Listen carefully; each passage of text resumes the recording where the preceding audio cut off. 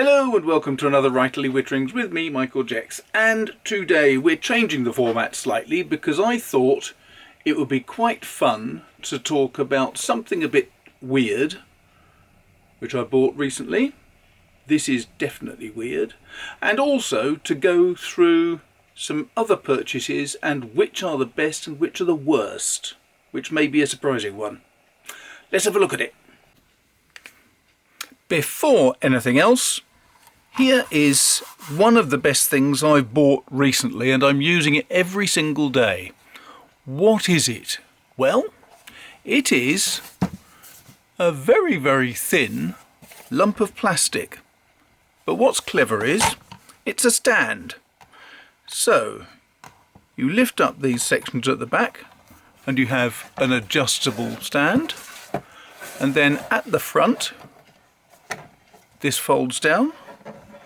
These two stick up, and all of a sudden you have a very useful reading stand, which doesn't show up very well when Jex, being an idiot, has got his camera too close to things. But that's how it works. It's just a very simple stand, comes from Fellows. It was, I think, £8 or £9. I'll put a link in at the bottom in case you're interested. It's called a Fellows book lift. And I've been using this because I'm doing an awful lot of editing and drafting. This thing holds my A4 sheets absolutely superbly well. It's just wonderful. I've been using it to rest, as I say, sheets of paper, but it also takes notebooks, it takes real books. It is quite a robust little system. And very, very neat, compact, straightforward. I love it. Now, in recent weeks, I have been buying because I love KWZ inks and I wanted to try some ink that I was given fairly recently. Here we have it in my little magic book, and I was sent some Meet Me in St. Louis butterscotch from a friend in America. And it is gorgeous. It really is lovely. And so I asked KWZ, have they got anything that's really similar? And they said, well, the nearest thing really is honey. So I thought I'd try some honey. What is nice is the butterscotch apparently is going to be available later in this year. They're talking about producing it again, but instead of a one-off limited edition, it's going to be a major run. I also, at the same time, to boost the cost of things, bought some Oxford Blue from Diamine. Never had it, never tried it. And because I was buying from Cult Pens, I thought I'd try some of their iridescent inks. This is Little Chris, because it's the only colour out of their lot that really appealed to me. And then the real reason why I decided to order some ink was this, Writer's Blood. Writer's Blood. It has that sort of name. It's a name to conjure with, isn't it? What an excellent name. So, I thought it would be nice to do a little view of Writer's Blood. I'm just going to clean this pen because it has a slight residue of redness in there. We don't want that, do we? If you haven't watched these before, what I tend to do is always use this pen, which is a TWSBI Go, because it's very quick to fill and empty. All you have to do is press down the plunger and it empties it, and you release the plunger and it's filled. The nice thing is that it means you can flush it really quickly. So I've got two buckets beside me which I use for watercolouring. One bucket is full of the dirtier water from the first flush, and the second one is neat, clean water, so that I can give it one last rinse and make sure that things are good. As you can see, it's really quick and easy to load this pen.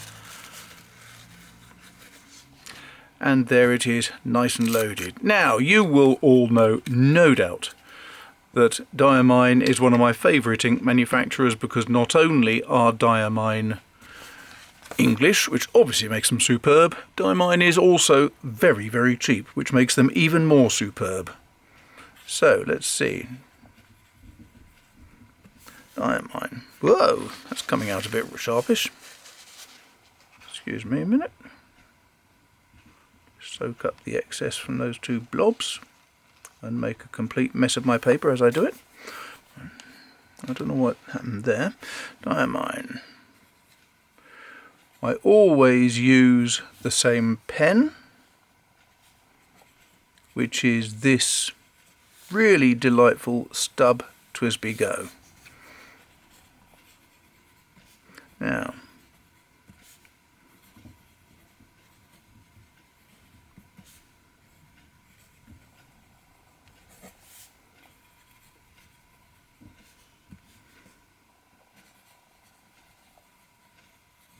I'd say it's got a moderate tone. It's not too light, it's not too dark.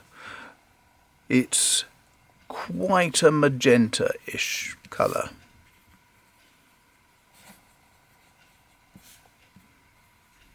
Now, what you'll see there is it is really a very appealing colour, but what gets me and what makes me rather dislike it is the almost complete lack of any shading. In fact, I can't even see any outlining on that, can you? It's a good colour. It's not unpleasant, but would it replace Red Dragon or Oxblood for me? Not a chance, no. It is just a dull, flat colour on the page for me. It's not interesting. It's really my most disappointing thing for quite some time. And I cannot understand what all the hype was about, because there was an awful lot of hype about this new ink. Lots of people saying just how magnificent it was, and wasn't it wonderful, and hadn't Diamine produced a brilliant ink? Well, it's okay, but I certainly wouldn't go overboard about it. So, that was definitely not the best thing of the week. So what do you think was the best of the week? Well, I love that honey. I really do. I've got some sepia above there, but let's just get the honey down now. I've got to say, just look at that lid. You can see the sort of gorgeous colours you can get with this stuff. What is even better than that, however, is the smell. Every time I open a pen that's got a KWZ ink in it, it just smells gorgeous. Now, KWZ ink, and this is honey. Now, to my mind, that is already just gorgeous. My favourite inks tend to be these slightly more pastel colours, so Isinglass Tinta Scabiosa and Alt Bordeaux, both of them from Rora and Klingner. Alt Goldgrün is one of my favourites for a very long time. I love Helianthus, which is a really bright colour. Königsblau, really gorgeous. And this KWZ ink seems to fit into that type of category very nicely. So let's just say fits into the pastel category very well. Now you see, to my mind, that is just about perfection. I love that colour. I like the colour, I like the shading, I like the variation that you get with the different tones of the colour on the page. Everything works about it. But as I say, Writer's Blood just has nothing for me. It is just, it's a nice colour, sort of berry red, but it just sits there on the page with the one tone, and it looks flat and uninteresting.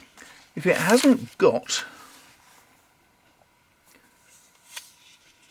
the shading, then it doesn't do much for me.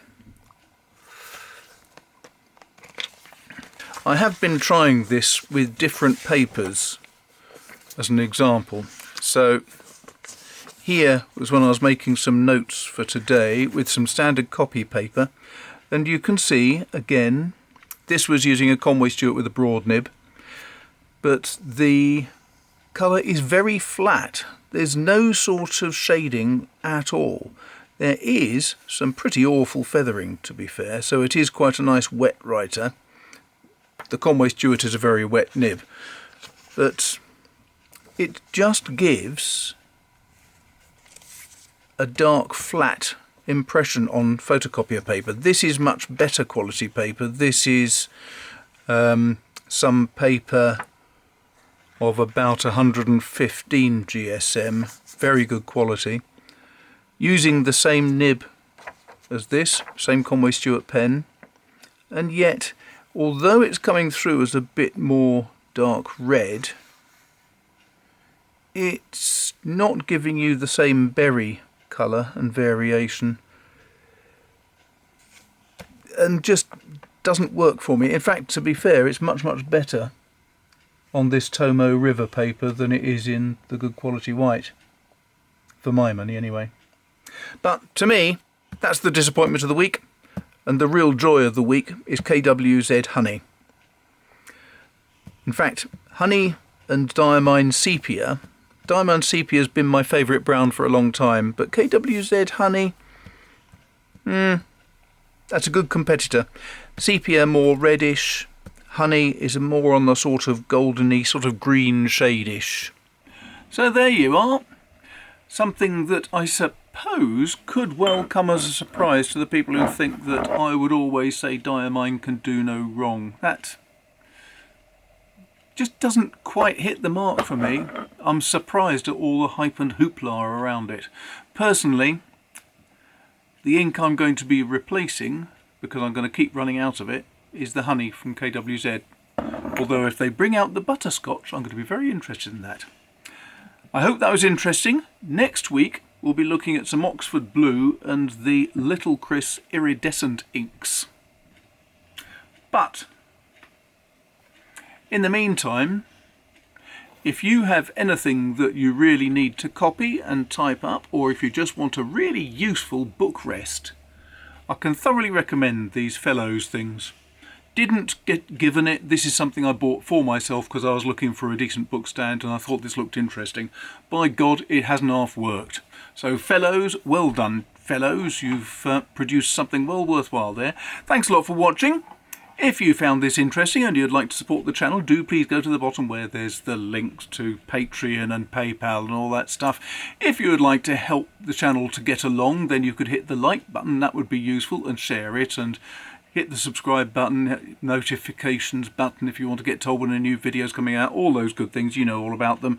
And if you're interested in joining the Pen Pals Club, which I've set up, it's quite good fun actually. It's a link at the bottom now. Thanks a lot for watching. Take care. I'm going back to my cup of tea. Cheers.